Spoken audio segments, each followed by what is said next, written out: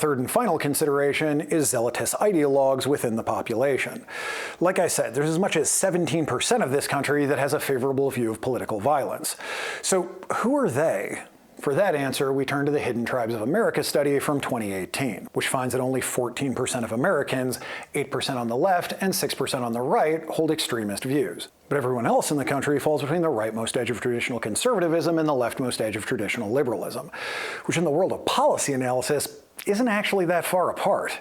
So the first major takeaway here is that it's nowhere near half of the country wanting to fight the other half of the country. It's less than 10% of the country wanting to fight less than 10% of the country. But each side is trying to pull their half of the country in on it. This is primarily done by trying to scare you into believing that the whole other half of the country is its extremist fringe, and that you, a perfectly reasonable non-extremist, is under existential threat. And if you don't take up arms right now, your way of life will be lost forever. Now, is the extreme fringe on each side exactly as gross as they're made out to be? Why, yes. Yes, they are. And that extremist fringe does in fact want to destroy you, your way of life, and everything you hold dear. But the data is very clear. It is less than 10% on each side.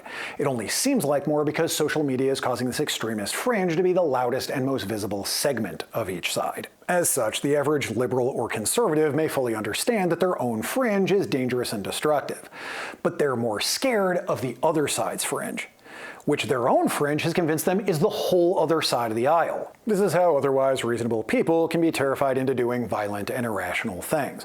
But the only way these extremists get their war is if you give in to your fear. Otherwise, they'll always be relegated to terrorism and insurgency. Now, protracted insurgency is entirely plausible, and that, of course, will need to be a whole separate video. But fighting an insurgency that has very limited popular support is orders of magnitude better than fighting a conventional civil war. So according to the doctrine and the models, are we well on our way to a civil war? I'm afraid so. There are extensive sources of instability and several indicators that we're a failing state.